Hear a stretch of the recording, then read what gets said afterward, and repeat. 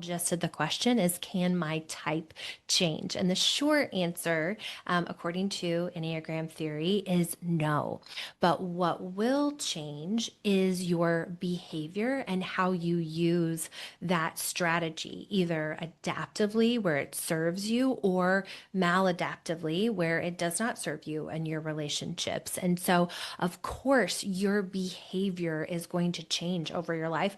You're going to have spurts of growth. You're living your best life. You'll have moments of stress, hard times, hard chapters, seasons that, invoke different feelings. But that underlying core motivation will remain the same. And they say that this has kind of helped shape who you are over the years. And it is that core one that you reach for most often to get your needs met, to cope with difficult situations. And early on, you kept reaching for it because it was serving you. And as you get older, as time goes on, you start to use it on autopilot without intention, without thinking about it, which very well might be fine. But in some situations or over time, you may be overusing it. You may be using it without thinking about it unintentionally. And so it may not you may not be using it, behaving with it the way that is going to be most helpful to you. And so again, your behaviors are of course going to be all different kinds of behaviors, all different days, weeks. You're going to show up and behave differently, of course, but that underlying core motive that is driving the bus most of the time will remain the same. Now, again, I will say, of course, you can, hey, of course, I'm striving to feel, I want to feel connected at times. Of course, I want to feel at peace. Of course, I want to feel powerful. Sometimes I want to feel unique, right? But there's going to be one that drives the bus most of the time that you most use on default, and how that gets expressed, that striving to feel whatever that type might be, how that gets expressed will absolutely vary, and hopefully will as you grow. One example that I can think of is, I know type 8s get a reputation for being, sometimes domineering, sometimes intense, passionate.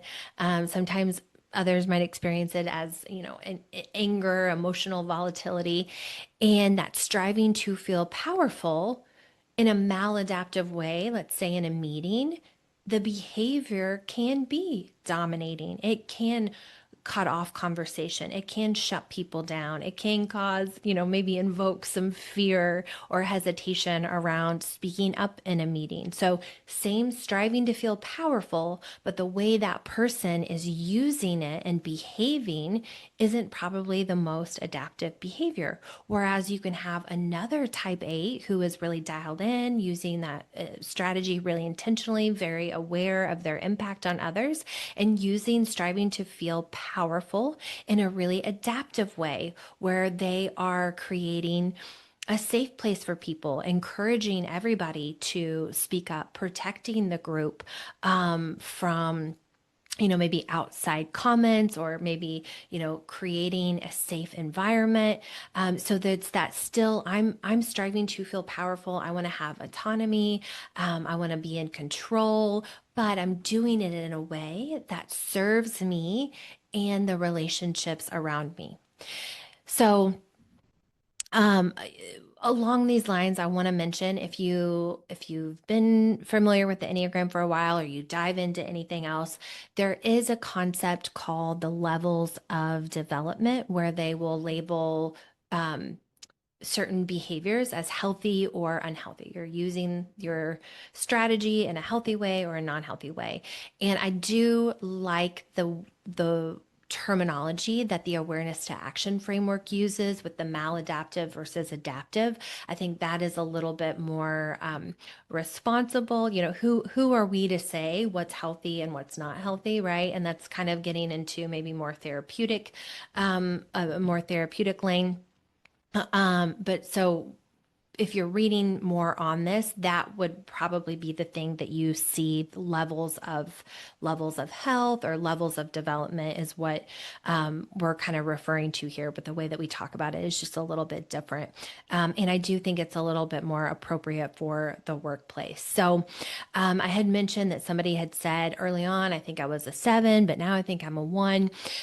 One reason for that might be that you have a role that requires certain specific behaviors from you. So when you go into work each day, you're not necessarily changing your type, but you're changing your behavior to be successful in that role. But that underlying motivation of a 7, for example, striving to feel excited is still going to be there.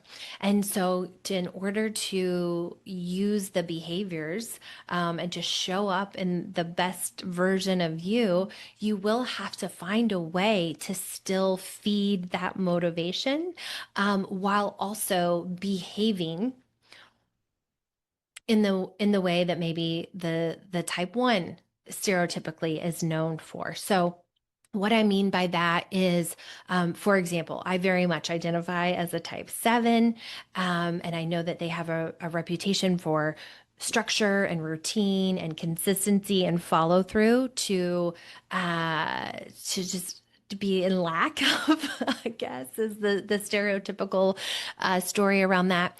And it's because I'm striving to feel excited. I want to find the next exciting thing. And sometimes that means I don't always finish. Sometimes that means I jump around a lot of different things.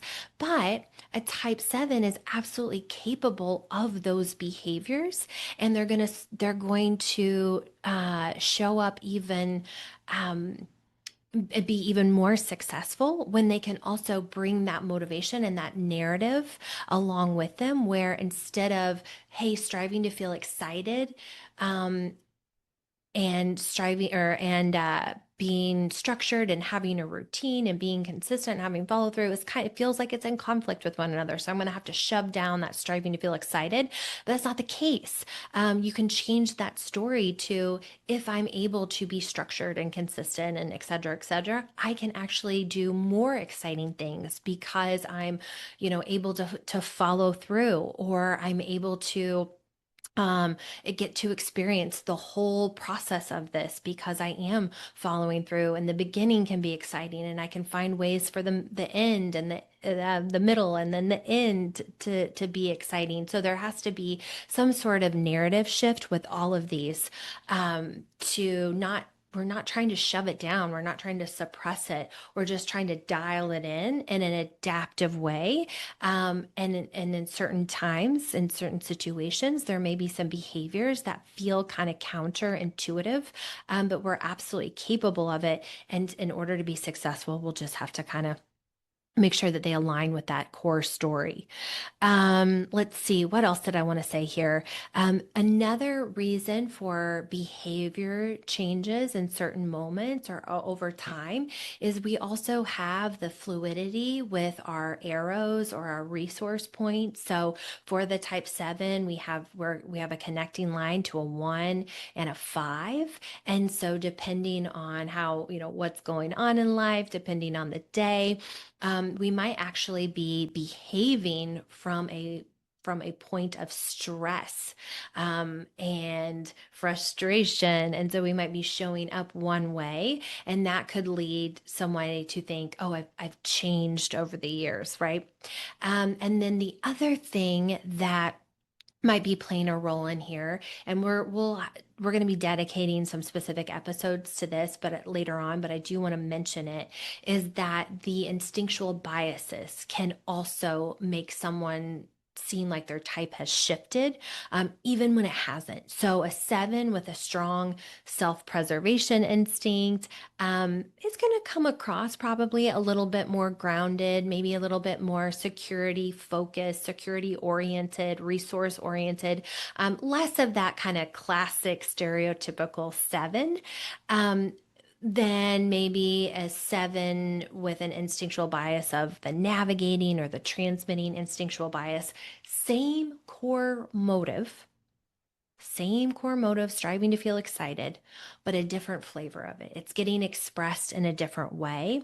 So, like I said, topic for its own episode, but as you can see, there's all kinds of things that can influence how that core motive gets expressed. And so that's why when we're typing ourselves or others, depending on who's listening to this, coaches or consultants, is we do have to be very careful about typing for that core motive versus typing for the behavior, what we see somebody do.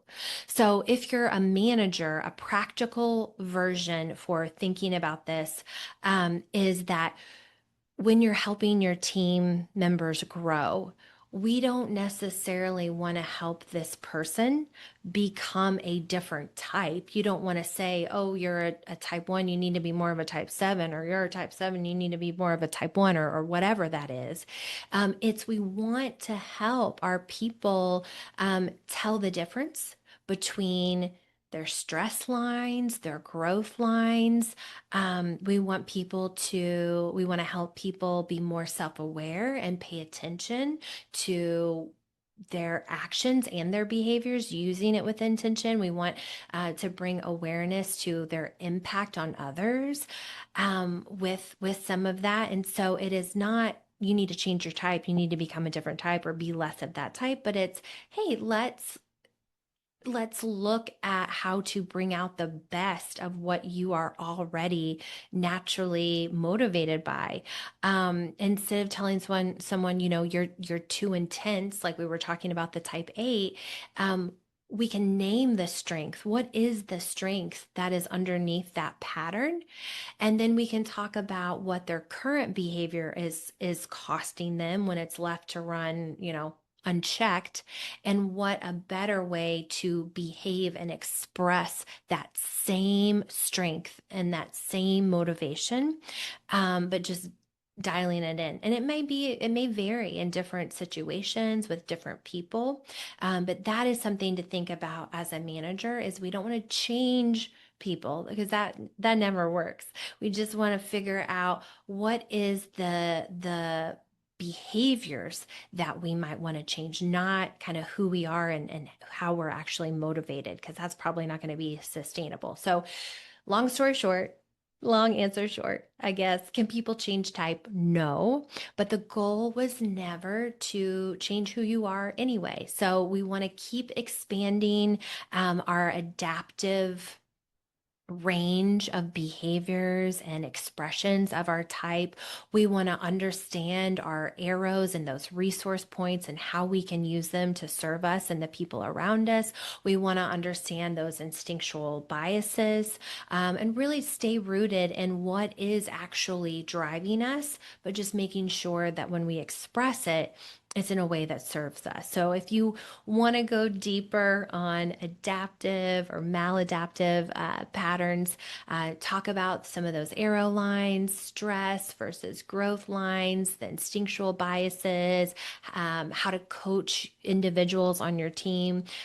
That is what we do here at Enneagram MBA. We do it individually with managers, with leadership teams.